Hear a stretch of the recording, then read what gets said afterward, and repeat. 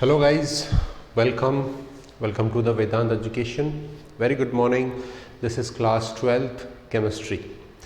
As usually we are just having chapter P block group 15 nitrogen family. Okay, so we are having P block group 15. It is nitrogen family. Okay, and lots of things we have already had in this chapter up to the compounds of the nitrogen family, and you see the compounds of nitrogen family will be discussed about the nitrogen and phosphorus. Nitrogen element and phosphorus element के हमें compounds discuss करने होंगे इस group के अंदर, और इसके अलावा जो भी इसके प्रिलिमिनरी या इसके इंट्रोडक्टरी पोर्शंस थे जिसमें ऑक्सीडेशन स्टेट्स, इसकी रिएक्टिविटीज़, okay, or इसके anomalous behavior of nitrogen and oxidation states and all these things have been studied already. Okay, and we have also studied the dinitrogen. Dinitrogen के preparations के बारे में हम बात कर चुके हैं कि वो एयर से उसके लिक्विफिकेशन एंड कंडेंसेशन से या डिस्टिलेशन से हम बना सकते हैं. एयर में मैक्सिमम प्रोपोर्शन नाइट्रोजन का होता है ना. हम इसके अमोनियम सॉल्ट से इसको बना सकते हैं. हम इसको किससे बना सकते हैं? एजाइड्स, मेटल एजाइड्स, जिसमें आप सोडियम या बेरियम एजाइड से इसका प्रिपरेशन कर सकते हैं. अमोनियम डाइक्रोमेट से बना सकते हैं, है ना. फिर हमने इसकी प्रॉपर्टीज़ बोली थी कि इसका एमपीबीपी बहुत कम होता है. एमपीबीपी जो है वो बहुत कम होता है. हमने कहा था कि इसके अंदर नाइट्रोजन ट्रिपल बॉन्ड नाइट्रोजन बनता है, इसलिए इसकी बॉन्ड डिसोसिएशन एंथैल्पी काफ़ी ज़्यादा होती है. ठीक है, इसी वजह से ये क्या होता है, इनर्ट मीडियम में यूज़ किया जाता है N2, है ना. बहुत कम टेम्परेचर, बॉइलिंग पॉइंट और मेल्टिंग पॉइंट कम होने की वजह से इसको क्रायो सर्जरी में यूज़ करते हैं. क्रायो सर्जरी में यूज़ करते हैं, बायोलॉजिकल प्रिजर्वेशंस में यूज़ करते हैं, फूड प्रिजर्वेशन में यूज़ करते हैं, बहुत सारे डिफरेंट कंपाउंड फॉर्मेशन में यूज़ करते हैं. ये मेटल से मेटल का नाइट्राइड बना सकता है, जैसे लिथियम का नाइट्राइड बना ले, मैग्नीशियम का नाइट्राइड बना ले. ये क्या कर सकता है, नाइट्रोजन हाइड्रोजन के साथ रिएक्ट करके अमोनिया दे देता है. ये ऑक्सीजन के साथ में रिएक्ट करके नाइट्रिक ऑक्साइड टाइप के ऑक्साइड्स दे देता है. तो ये सब क्या थी, नाइट्रोजन की रिएक्टिविटी, यूजेस और डिफरेंट क्वेश्चंस की हमने इसमें बात की थी. ठीक है, तो चले आज अपन एक नया कंपाउंड लेकर के आए हैं, उसके बारे में पढ़ेंगे. जो क्या है, नया कंपाउंड है ammonia. We will discuss about ammonia, जिसका फॉर्मूला होता है मॉलिक्यूलर फॉर्मूला NH3. ओके, देखिए हम अमोनिया के बारे में पढ़ेंगे. सबसे पहले हम उसकी प्रिपरेशंस की बात करेंगे कि अमोनिया को कैसे बनाया जा सकता है. फिर हम उसकी properties and structure basis relationships के बारे में बात करने वाले हैं. ठीक है, देखो बच्चों, मैं पहले आपको थोड़ा सा इसका एक ब्रीफ दे देता हूँ कि ये जो है हमारे पास में, इसको बोलते हैं अमोनिया. ओके, इसको बोलते हैं अमोनियम. ओके, इसको बोलते हैं डाइनाइट्रोजन.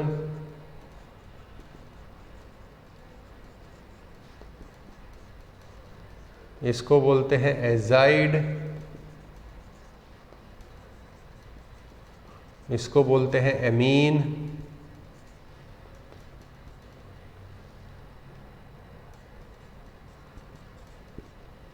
इसको बोलते हैं एमाइड. ठीक है, और क्या बताऊं तुम्हें, बहुत है इतना तो. ठीक है ना. तो ये हमारे पास में इन चीज़ों से कभी कंफ्यूज नहीं होना है बच्चों. इनके अंदर से कोई भी चीज़ आ सकती है, कोई भी नाम आपको बोला जा सकता है, तो don't be confused. You have to understand what we are talking about. We are talking about ammonia, then this is NH2. Okay, ammonia का डेरिवेटिव है NH3 अमोनिया हो गया, ये इसका डेरिवेटिव हो गया, ये डेरिवेटिव हो गया. एमाइड यूरिया के अंदर ये बॉन्ड होता है ना. इस बॉन्ड को एमाइड बॉन्ड बोल रहे हैं. डाइनाइट्रोजन अमोनियम, अमोनियम क्या कर रहा है, NH3 से ही अमोनियम बन रहा है. वो कैसे बनेगा, वो सारी चीज़ें हम देखेंगे. ठीक है, चले हम इसकी प्रिपरेशन की बात करते हैं. देखिए,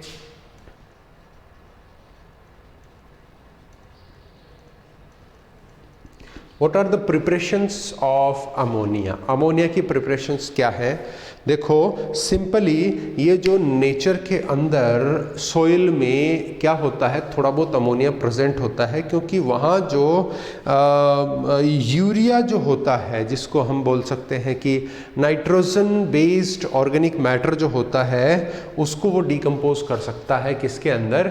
अमोनिया के अंदर। ठीक है, तो देखिए by nitrogenous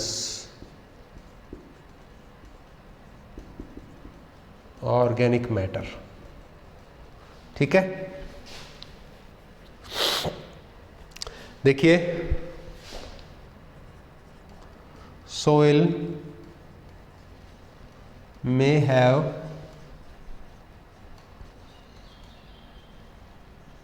some quantity of ammonia by decomposition of nitrogenous organic matter। ठीक है, नाइट्रोजनस ऑर्गेनिक मैटर जो होता है सोइल के अंदर, उसका डिकम्पोजिशन हो जाता है बच्चों, एंड उसका डिकम्पोजिशन लीड करता है to produce the urea to the ammonia. Ammonia production करता है। जैसे देखिए, जैसे यूरिया क्या होता है? NH2CONH2। What is this? This is urea. सबसे पहले ये वाटर की प्रेजेंस में किस में कन्वर्ट हो जाता है? अमोनियम कार्बोनेट में कन्वर्ट हो जाता है बच्चों। This is ammonium carbonate.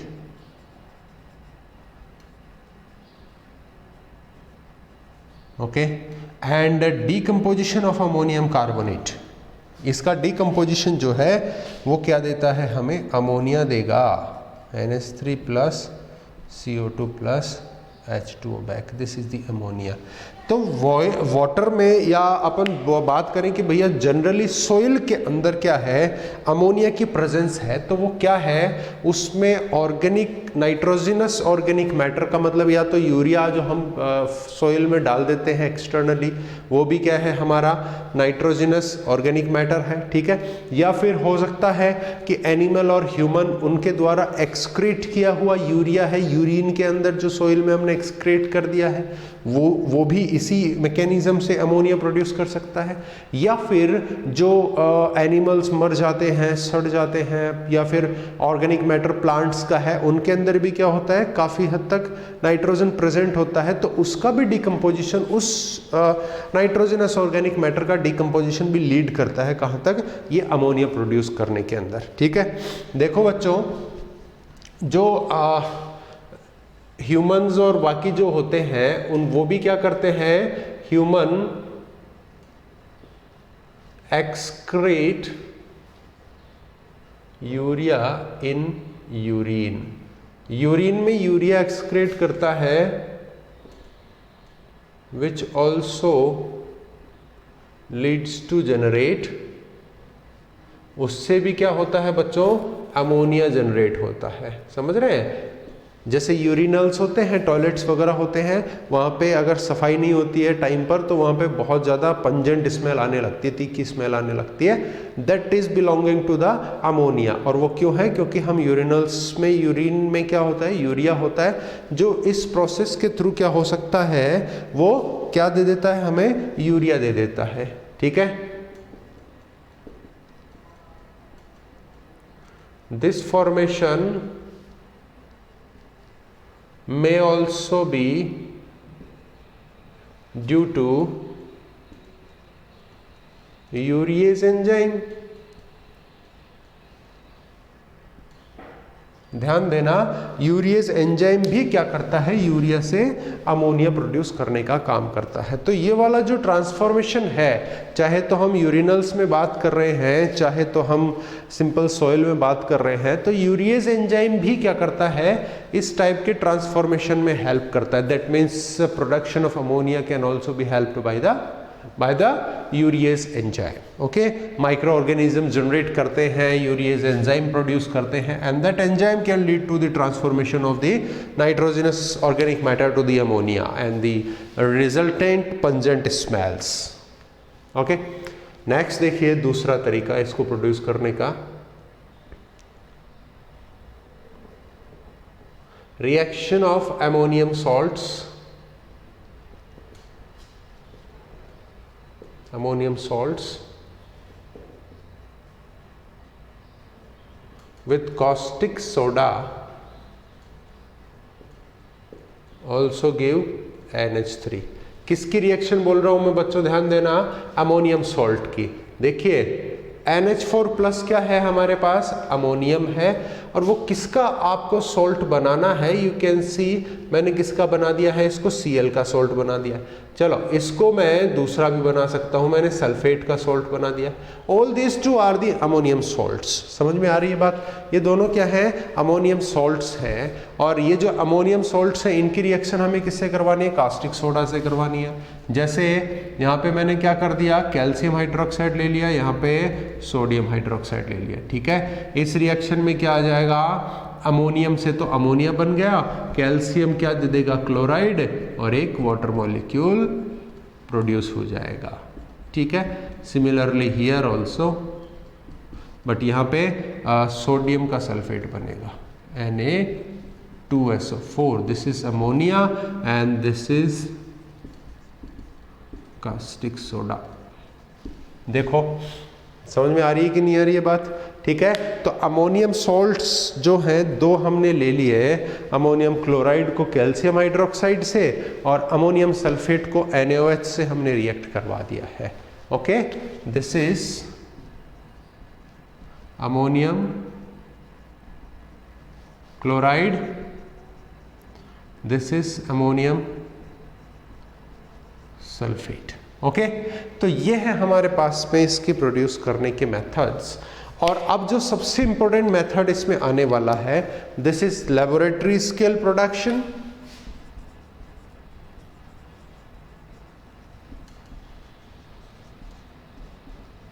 Okay, and this production is simple natural organizations or organisms producing this kind of the production in the soil and air and urinals and all. Okay, वो laboratory small scale की बात है।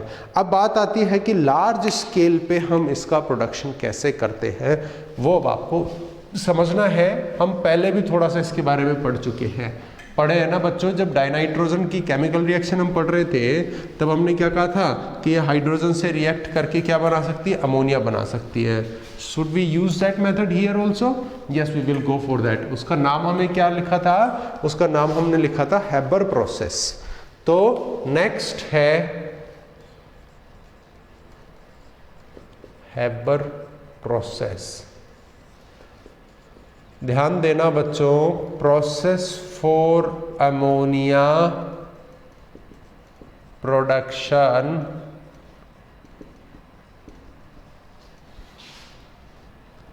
by H2 and N2 on industrial level, है ना, या large scale के ऊपर N2 और H2 की रिएक्शन से अमोनिया का प्रोडक्शन करना है, उसको हम हैबर प्रोसेस बोलते हैं। We will use this Haber process here, ठीक है। तो सबसे पहले मैं आपको बताता हूं कि हैबर प्रोसेस में होता क्या है, ठीक है। थोड़ा सा थ्योरेटिकल पोर्शन की हम यहाँ पे डिस्कस करेंगे, देन हम इसका डायग्रामेटिकली डिस्कस करेंगे। इसमें कुछ इंपॉर्टेंट क्वेश्चंस पूछे जाते हैं, उनके बारे में हम बात करेंगे, ठीक है। देखिए here H2 plus N2 reacts to each other to give NH3, where temperature कितना मेंटेन करना है, 700 केल्विन। प्रेशर कितना मेंटेन करना है, 200 ATM प्रेशर हमें मेंटेन करना है, ठीक है। With this with this catalyst जैसे Al2O3 हो सकता है, जैसे पोटेशियम का ऑक्साइड हो सकता है, K2O हो सकता है ना, और इसके अलावा आयरन भी हो सकता है, FeCl3 एंड ऑल, ये भी हो सकते हैं इसके अंदर, ठीक है ना। ये जैसे इसमें आयरन की आप बात करोगे FeCl3 भी हो सकता है विथ प्रोमोटर मोलिबेनम, है ना, ये होगा तो हमें प्रोमोटर मोलिबेनम भी यूज करना पड़ेगा। तो क्या किया हमने, हम N2 और H2 की रिएक्ट करा रहे हैं अमोनिया बनाने के लिए, जिसमें टेम्परेचर इतना मेंटेन करना है, प्रेशर इतना मेंटेन करना है, कैटालिस्ट ये यूज करने हैं, इसके साथ में प्रोमोटर ये हो सकता है। आप लोगों ने 11th में कैटालिस्ट और प्रोमोटर पढ़े हैं। कैटालिस्ट क्या करता है, रेट ऑफ रिएक्शन को एनहांस करता है, बढ़ा देता है। प्रोमोटर क्या करता है, एक्टिविटी ऑफ कैटालिस्ट को बढ़ा देता है। ये प्रोमोटर है ना, तो ये कैटालिस्ट का भी कैटालिस्ट कहलाता है। ये क्या करेगा, इन कैटालिस्ट की एक्टिविटी को बढ़ा देगा जो उस रिएक्शन पे ज़्यादा इफेक्ट डालेंगे। ये कैटालिस्ट क्या करेंगे, इनकी जो रिएक्शन है उसकी स्पीड को बढ़ा देंगे, ठीक है। अब देखिए यहाँ पे एक क्वेश्चन पूछा जाता है, क्वेश्चन ये पूछा जाता है कि भैया why we need 700 kelvin of temperature and 200 ATM pressure simultaneously. हमें ये इतने ज़्यादा टेम्परेचर, इतना ज़्यादा प्रेशर, फिर ऊपर से कैटालिस्ट और फिर ऊपर से मोलिबेनम एक प्रोमोटर फीड हमें डालना पड़ा। तो इतनी ज़्यादा व्यवस्था इस रिएक्शन के लिए क्यों करनी पड़ रही है, ऐसा क्या कारण है, ठीक है। तो देखो बच्चों, मैं पहले आपको इसमें रिएक्शन लिखता हूँ। इसमें रिएक्शन देखिए क्या है, N2 प्लस H2, दोनों ही क्या है, गैसियस फॉर्म में है, दोनों ही गैसियस फॉर्म में है। और ये क्या करेंगे, ये करेंगे आपके पास में अमोनिया का प्रोडक्शन। पहले मैं इसको बैलेंस करूँ, ठीक है, तो मैं यहाँ लिखता हूँ 2, यहाँ पे लिखता हूँ 3। Okay, is it balanced, ammonia gas का फॉर्मेशन यहाँ हो गया। यहाँ पे मैंने लिखा 700 kelvin temperature, 200 ATM pressure, K2O Al2O3 या फिर FeCl3 के साथ में मोलिबेनम प्रोमोटर। देखिए ये सारी क्या है, रिएक्शन की कंडीशंस है। अब इसमें सबसे इंपॉर्टेंट जो कहानी मैं लिखने वाला हूँ बच्चों, what is that, H delta H not is equals to -46.1 kilojoule per mole.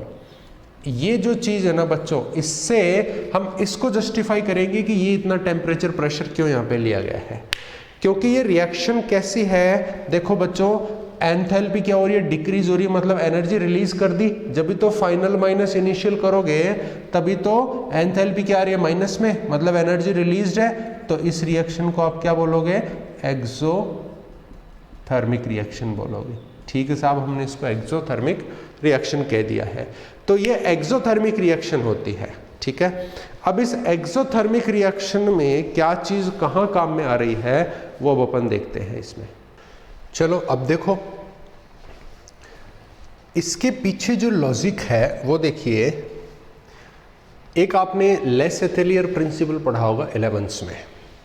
11th में जो लेस एथेलियर प्रिंसिपल था वो क्या कहता है कि कोई भी रिएक्शन जो है, ये रिएक्शन क्या करती है, एस्टेब्लिश करती इक्विलिब्रियम, ठीक है ना।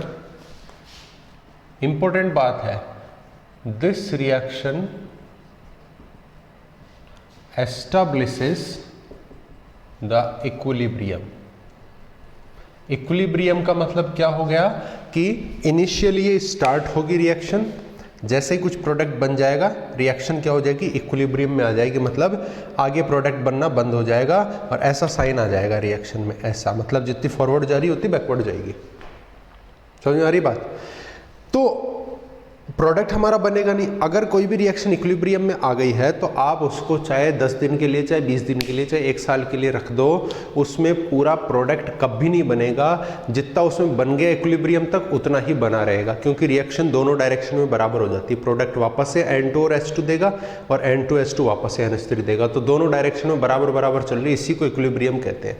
तो ये रिएक्शन इक्विलिब्रियम एस्टैब्लिश करती है, ठीक है, तो फिर हम क्या करें, तो हम क्या करें, इसमें टेम्परेचर बढ़ा दें। क्या टेम्परेचर बढ़ाएंगे तो टेम्परेचर से क्या होती है, रिएक्शन की रेट तो बढ़ती है, लेकिन आप देखिए कि ये कैसी है, एक्सोथर्मिक रिएक्शन है। एक्सोथर्मिक रिएक्शन क्या चाहती है कि मेरा टेम्परेचर कम कर दो तो मैं तेजी से हो जाऊं, क्योंकि देखो ये खुद ही रिलीज करना चाहती है और हम इसको टेम्परेचर देंगे तो गड़बड़ हो जाएगी ना।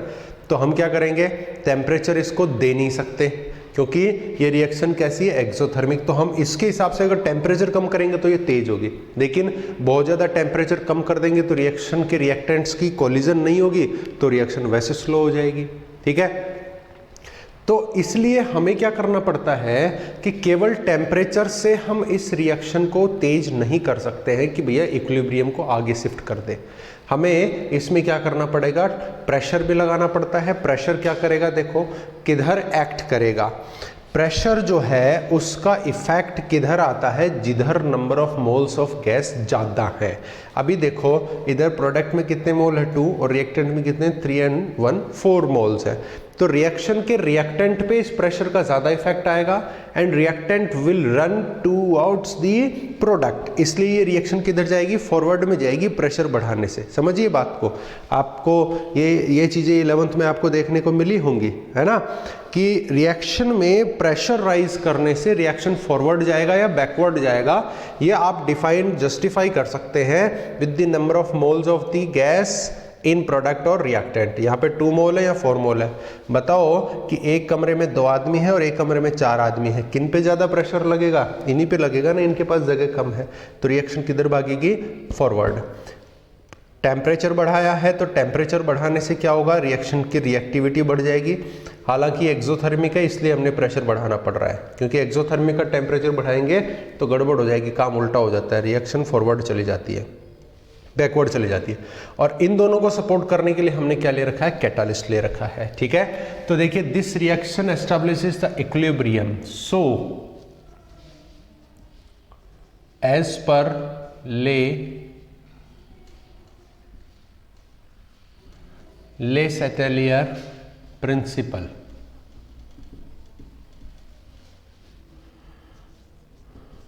rise of temperature plus high pressure and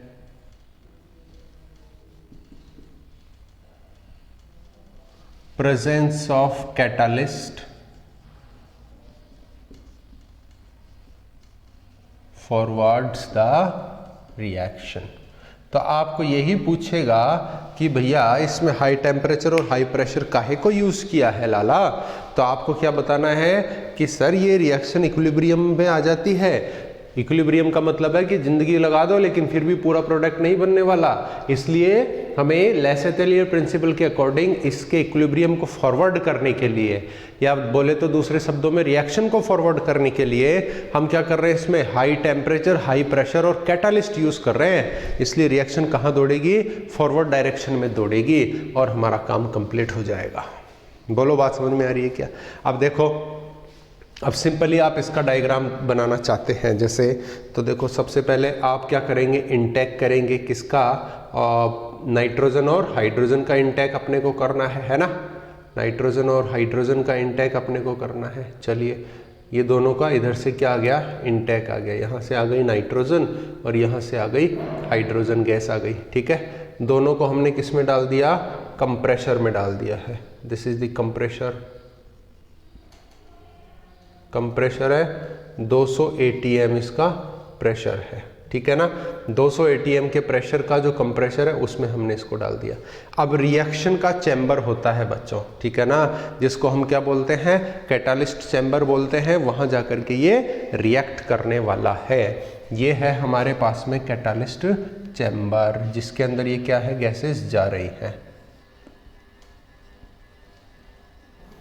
catalyst chamber, reaction take place. Okay, ये हो गया जी, यहाँ पे रिएक्शन हो रही है, ये इधर से आया, ये मिक्सचर है ना, ये मिक्सचर इधर से आया और इसने क्या किया है, रिएक्शन चैम्बर में रिएक्शन कर ली है। अब कोई ज़रूरी नहीं है कि भैया यहाँ से पूरा का पूरा कंपाउंड ही किस में कन्वर्ट हो जाए, NH3 में कन्वर्ट हो जाए, ये कोई ज़रूरी नहीं है बात, ठीक है ना, ये कोई ज़रूरी बात नहीं है। इसलिए क्या करते हैं कि यहाँ से एक चैम्बर वापस से जोड़ देते हैं जो क्या करता है, इसमें से non reactive N2 plus H2 को रिटेन करके वापस इसमें डाल देता है। समझ में आ रही है क्या बात? ठीक है, रिटेन्ड N2 और H2 हैं और यहाँ पे NH3 अमोनिया यहाँ पे कलेक्ट हो रहा है। तो कोई ज़्यादा इसमें डायग्राम के लिए वो नहीं है कि भैया बहुत ही तगड़ा डायग्राम इसमें बनाना है या बहुत ही ज़्यादा वो है ना। इनटेक दिखाना है, प्रेशराइज करना है, रिएक्शन चैम्बर है, यहाँ पे आपकी ये रिएक्शन हो रही है, N2 plus H2 gives NH3, ठीक है। अमोनिया यहाँ कलेक्ट हो गया और फिर कोई बिना रिएक्ट की हुई N2 और H2 बच रही है ना, वो इधर से आकर के वापस इस चैम्बर में आ जाएगी, ठीक है। तो ये है हमारे पास में इस रिएक्शन का सारा कुछ असेंबली हो गई, इसके बारे में, रिएक्शन के बारे में हो गया, इक्विलिब्रियम कैटालिस्ट के बारे में हो गया, ठीक है। अब अपन इसके अंदर देखते हैं बच्चों, इसकी प्रॉपर्टीज़ के बारे में हम डिस्कस करते हैं, ठीक है। देखो जी, प्रॉपर्टीज़ क्या क्या है इसकी, ठीक है। I am just going to rub it off. Properties of ammonia. देखो सबसे पहली बात अपन ये बोलेंगे कि इसका स्मेल जो है ना, दैट इज़ क्वाइट पंजेंट, ठीक है। स्मेल क्या है इसका, बहुत ही ज़्यादा पंजेंट है। देखिए, now we talk about properties. एक एक प्रॉपर्टी को बड़े ध्यान से सुन लेना, समझ लेना। It is a pungent order colorless gas with high solubility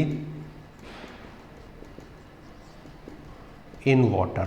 अब पंजेंट का मतलब आप समझ रहे होंगे, पंजेंट का मतलब होता है कि बहुत ज़्यादा शार्प, तीखी, है ना। जैसे मिर्ची होती है, नाक में जाते ही बहुत ज़्यादा इरिटेशन करती है ना, झटका लगता है, वो पंजेंट होती है। तो अमोनिया की गैस जो है उसको आप इनहेल कर लोगे तो बहुत ज़्यादा जो हमारे नॉस्ट्रिल्स हैं, नाक जो हैं, उनके अंदर ये बहुत ज़्यादा इरिटेशन करता है, जलन करता है, उसको हम पंजेंट गैस होना बोलते हैं, ठीक है।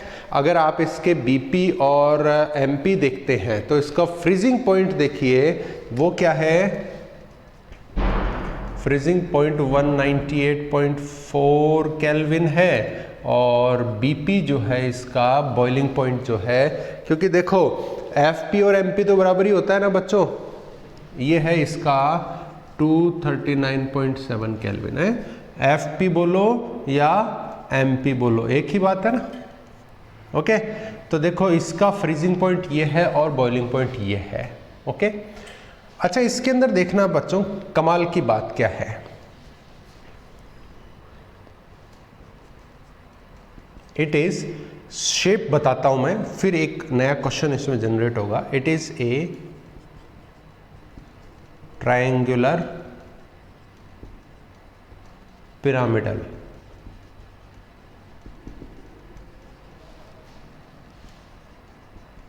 molecule with 1 LP on nitrogen। Nitrogen के ऊपर क्या है, एक LP है। देखो शेप देखना बच्चों, 3 हाइड्रोजन है ना, ये 3 हाइड्रोजन ऐसे हो गया और ये एक लोन पेयर ऐसे हो गया। This is the shape of the ammonia molecule. Ammonia molecule की ये शेप होती है, ठीक है।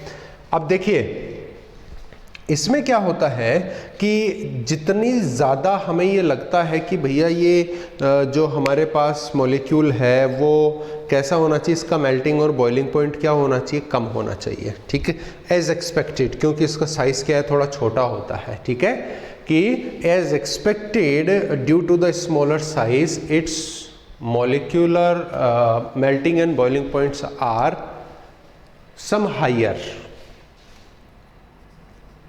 MP and BP are some higher side than expected। जितना हमने एक्सपेक्ट कर रखा है उससे कुछ ज़्यादा ही इसका MPBP होता है, ठीक है। क्योंकि हम एक्सपेक्ट क्या कर रहे हैं, कम MPBP, क्योंकि इसका साइज छोटा है। लेकिन इसमें क्या होता है, ड्यू टू हाइड्रोजन बॉन्ड इसमें क्या करते हैं, जैसे वाटर के अंदर होता है ना, वैसे ही इसमें भी क्या होते हैं, हाइड्रोजन बॉन्ड होते हैं। देखो एक अमोनिया का मॉलिक्यूल ये है हमारे पास में, क्योंकि अमोनिया के अंदर नाइट्रोजन क्या है, हाई इलेक्ट्रोनेगेटिव है, तो पार्शियल नेगेटिव आ गया, और इन तीनों पे क्या आ जाता है, पार्शियल पॉजिटिव आ जाता है। तो दूसरा अमोनिया का जो मॉलिक्यूल है ना प्यारे बच्चों, वो क्या करता है, एक पहले अमोनिया के मॉलिक्यूल से क्या कर लेता है, ये this is the H bond, ठीक है। तो जब दो मॉलिक्यूल्स के बीच में अट्रैक्शन होता है ना, तो उनको तोड़ना थोड़ा मुश्किल होगा, तो MPBP क्या होगा, ज्यादा रहेगा। मेल्ट करने के लिए भी तोड़ना पड़ेगा, बॉईल करने के लिए भी तोड़ना पड़ेगा, तो आपको थोड़ा एक्स्ट्रा टेम्परेचर देना पड़ेगा इस बॉन्ड को तोड़ने के लिए। इसीलिए आपके MPBP जितना आप एक्सपेक्ट करते हैं कि भैया अमोनिया के अंदर नाइट्रोजन छोटा एटम है तो मॉलिक्यूल भी छोटा होगा, तो क्या होगा कि भैया इसका MPBP कम ही होना चाहिए, लेकिन उस एक्सपेक्टेशन के अदर साइड ये थोड़ा ज़्यादा निकलता है। क्यों निकलता है, क्योंकि इसके अंदर क्या होते हैं, हाइड्रोजन बॉन्ड एग्जिस्ट करते हैं, और उन हाइड्रोजन बॉन्ड्स की वजह से ही इसके MPBP थोड़े ज़्यादा होते हैं। समझ में आ गई बात। हाइड्रोजन बॉन्ड क्यों बना, क्योंकि इसके अंदर क्या है बच्चों, हाइड्रोजन बॉन्ड क्यों बन रहा है, क्योंकि इसमें हाई इलेक्ट्रोनेगेटिव नाइट्रोजन है।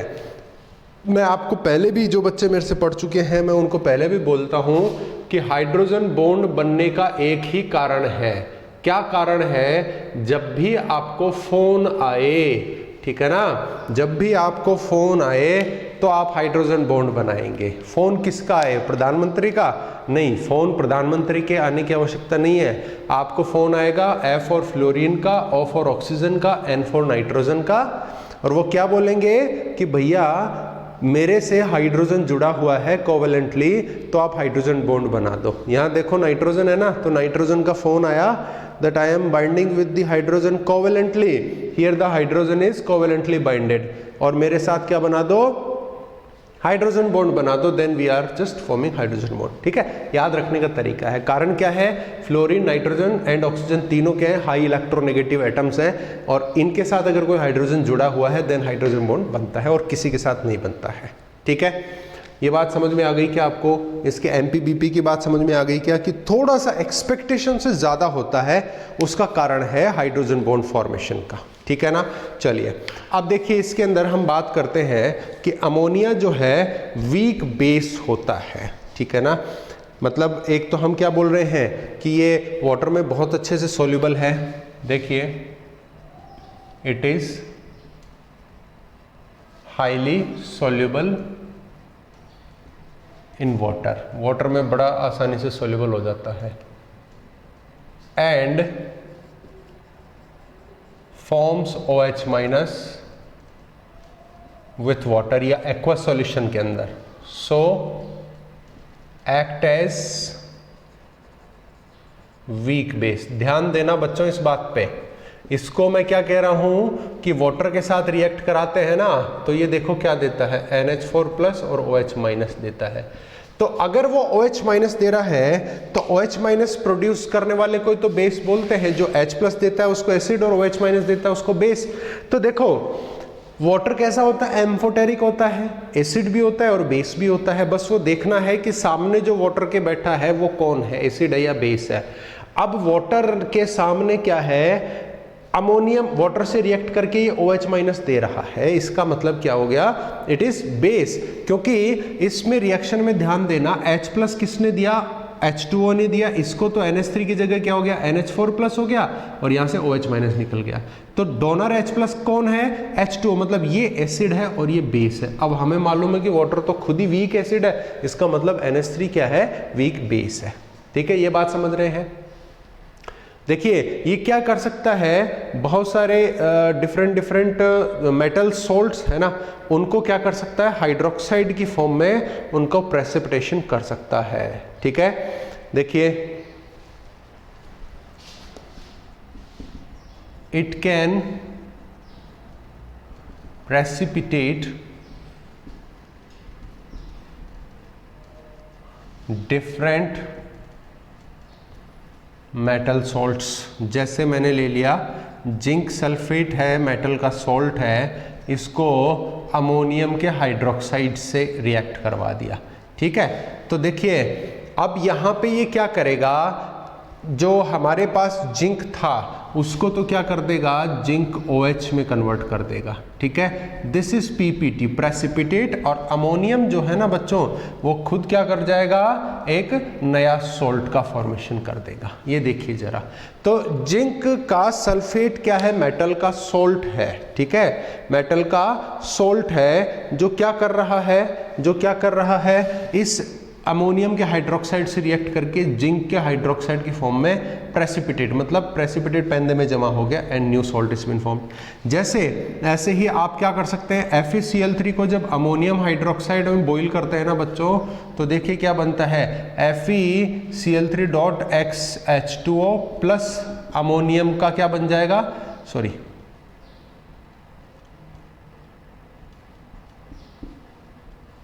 अमोनियम का क्या बन जाएगा, क्लोराइड बन जाएगा। जरा देखिए क्या हो रहा है रिएक्शन में। तो FeCl3 क्या है, मेटल का सॉल्ट है। ठीक है, इसी चीज को आप ऐसे भी कर सकते हैं बच्चों, Fe2O3 भी कर सकते हैं। ठीक है, देखो Fe2O3 भी इसको किया जा सकता है, क्योंकि आप XH2O लिख रहे हैं ना यहाँ पे, तो आप इसको Fe2O3 लिख लेंगे, ज़्यादा बेटर रहेगा। तो इसको क्या कर दिया इसने, इस फॉर्म में प्रेसिपिटेट कर दिया और खुद का सॉल्ट बना लिया, PPT। ठीक है, तो ये जो अमोनियम हाइड्रोक्साइड है ये क्या कर सकता है, मेटल सॉल्ट्स को हाइड्रोक्साइड की फॉर्म में प्रेसिपिटेट कर रहा है। ठीक है, अब देखना बच्चों, इसमें एक बहुत ही अच्छा यूज है इसका, मेटल आयन डिटेक्शन का। ठीक है, मेटल आयन डिटेक्शन का क्या यूज है वो देखिए।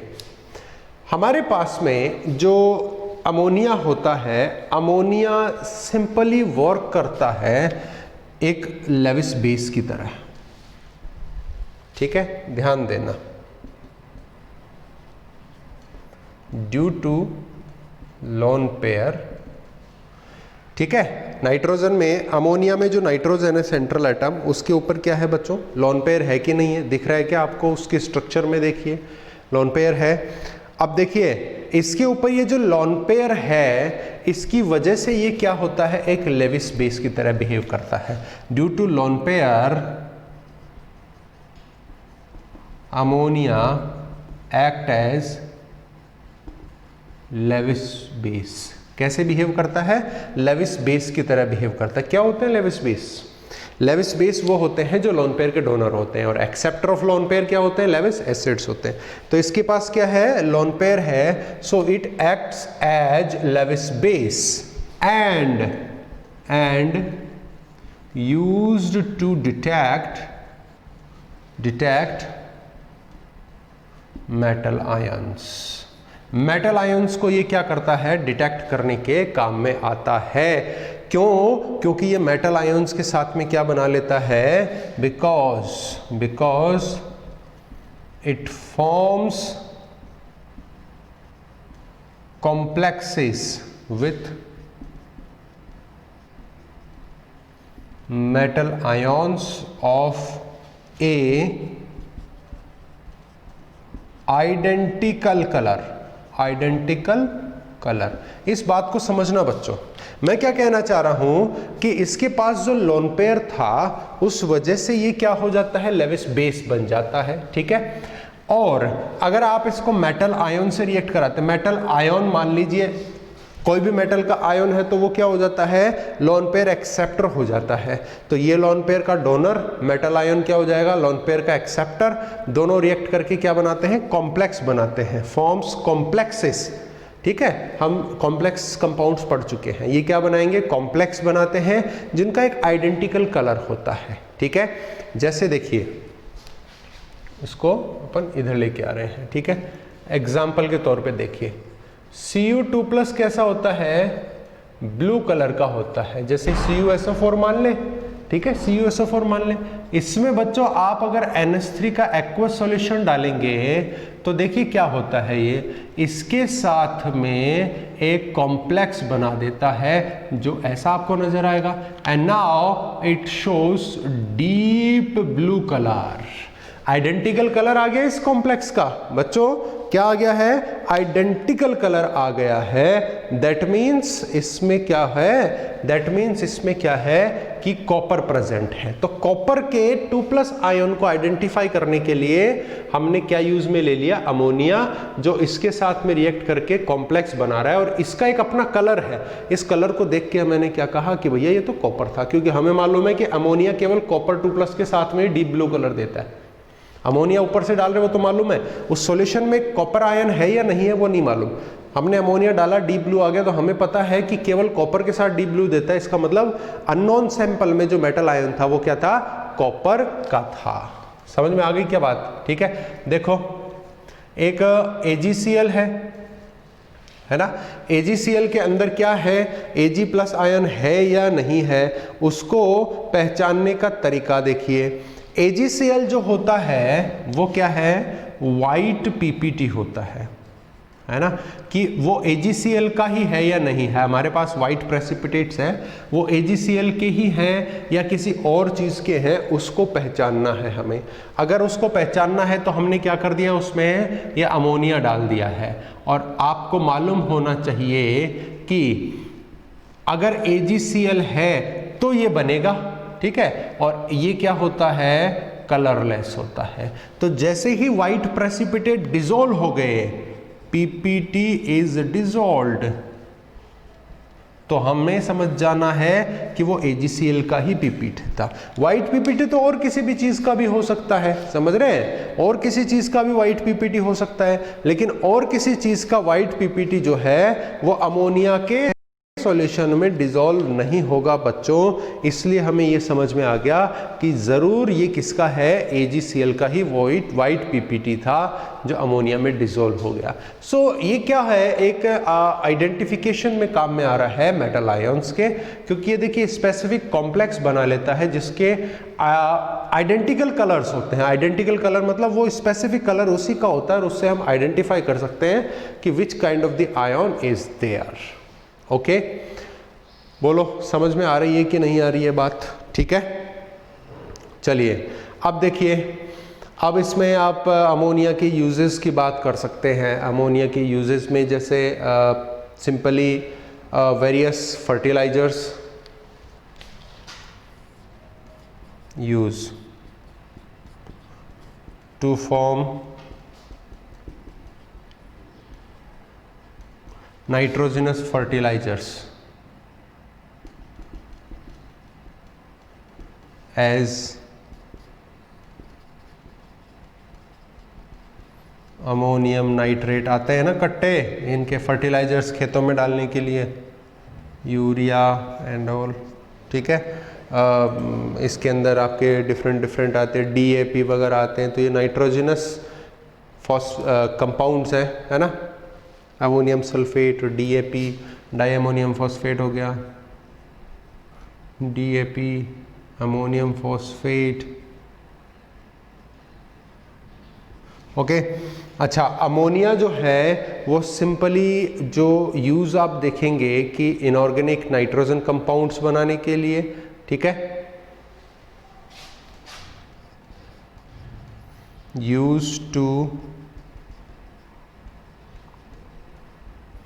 नाइट्रोजनस इनऑर्गेनिक कंपाउंड, जैसे नाइट्रिक एसिड। नाइट्रिक एसिड किससे बनेगा? अमोनिया से ही बनता है। आगे चल के हम इसकी प्रिपरेशंस की बात करेंगे, ठीक है ना। इसके बाद में देखिए, क्योंकि इसका क्या होता है, बॉइलिंग पॉइंट क्या है, बहुत कम है, इसलिए liquid NH3 used as refrigerant, ठीक है। ये इसके यूजेस हैं, ओके। अब देखिए, आपको एक दो क्वेश्चंस की मैं बात कर लेता हूं कि वो क्वेश्चंस आपको पूछे जाते हैं, देखो जैसे इसके अंदर एक तो आपको पूछेगा कि जो नाइट्रोजन का कंपाउंड है अमोनिया, वो क्या कर सकता है किसी भी मेटल को डिटेक्ट करने के लिए, ऐसे क्वेश्चन पूछेगा तो आप बोलेंगे कि मेटल्स के साथ ये आइडेंटिकल कलर के कॉम्प्लेक्स बनाते हैं, जिससे उस मेटल आयन को हम क्या कर सकते हैं, डिटेक्ट कर सकते हैं, कॉपर के साथ ऐसे, Ag के साथ ऐसे, ठीक है। जैसे इसमें आपको क्वेश्चन पूछ लेता है कि what are the required conditions to maximize the yield of ammonia in Haber process. Haber process में अमोनिया के प्रिपरेशन का जो यील्ड मतलब प्रोडक्ट कितना आ रहा है, दैट इज द यील्ड, उसको मैक्सिमाइज करने की क्या कंडीशंस हैबर प्रोसेस में हमें यूज़ करनी चाहिए, क्या क्या हो सकती है, तो उसके अंदर क्या क्या होंगी। It should be having high temperature 700 of kelvins, it should be having high pressure 200 atm, it should be having catalyst K2O, Fe2O3, Al2O3, molybdenum as a promoter, ये होने चाहिए, because as per the Le Chatelier principle this reaction has what it have equilibrium, तो उसको forward करने के लिए हमें ये चीज़ की ज़रूरत पड़ती है। तो ये क्या है, कंडीशंस हैं इसके यील्ड को मैक्सिमाइज करने के, ठीक है। Why ammonia act as a Lewis base, क्यों बिहेव करता है लेविस बेस की तरह, क्योंकि इसमें क्या है, लोन पेयर है और ये एक अच्छा लोन पेयर डोनर है, ठीक है। इसमें नाइट्रोजन के पास क्या होता है, ये लोन पेयर होता है और ये लोन पेयर का अच्छा डोनर है। अच्छा डोनर क्यों है बच्चों, आपको देखिए कंपैरिजन करवा दिया, सपोज कीजिए अगर नाइट्रोजन NH3 बना सकता है तो फॉस्फोरस भी क्या बना सकता है, PH3। अमोनिया है, ये फॉस्फीन है, ठीक है। तो बताओ इन दोनों में से स्ट्रॉन्ग लेविस बेस कौन सा है। लेविस बेस तो दोनों ही है, क्योंकि इसके पास भी लोन पेयर है, इसके पास भी लोन पेयर है। Lone pair can be donated from both the molecules, then both the molecules are acting as the Lewis base. Which one is the stronger, ठीक है। तो हम बोलेंगे कि स्ट्रॉन्गर लेविस बेस कौन है, अमोनिया। स्ट्रॉन्गर कौन होगा, जो इस लोन पेयर को इजीली डोनेट करेगा, that will be the stronger Lewis base. और इजीली डोनेट कौन करेगा, नाइट्रोजन, बिकॉज नाइट्रोजन का साइज क्या होता है, छोटा होता है ना, क्योंकि सेकंड पीरियड में है, फॉस्फोरस उसके बाद में थर्ड पीरियड में आता है, तो फॉस्फोरस का साइज बड़ा है। Nitrogen have a smaller size. अब छोटा साइज है तो नाइट्रोजन के आउटर मोस्ट ऑर्बिटल में भी 5 ही इलेक्ट्रॉन है, फॉस्फोरस के आउटर मोस्ट ऑर्बिटल में भी 5 इलेक्ट्रॉन है, लेकिन due to the larger size phosphorus का आउटर मोस्ट ऑर्बिटल थोड़ा बड़ा है, क्योंकि थर्ड पीरियड का है, तो इसके अंदर क्या है, जगह ज्यादा होने से इलेक्ट्रॉन्स में लड़ाई कम होगी। नाइट्रोजन का साइज छोटा है तो इलेक्ट्रॉन्स में लड़ाई ज्यादा होगी, तो ये बोलेगा लोन पेयर को कि तू कर, एक काम कर, तू जा, ठीक है। So due to electron repulsion in the smaller size of nitrogen, this lone pair will be very eagerly to be donated out, and so ammonia is a strong Lewis base. इसलिए अमोनिया क्या है, एक strong base की तरह behave करता है। समझ में आ रही है बात। So this is all about the preparations and properties of the ammonia, A compound of the nitrogen. इसके बाद में नाइट्रोजन के 2 कंपाउंड्स और है बच्चों, जिनको हम कल की क्लास में कंप्लीट कर लेंगे पूरा, and then we will be move forward for the next group, next phosphorus पे हम एक्ट करना शुरू करेंगे, ठीक है। चले, ठीक है, thank you very much for the class. We will meet again in the next class with the next topic, nitrogen oxides and oxo acid of nitrogen as the nitric acid. Okay, thank you very much.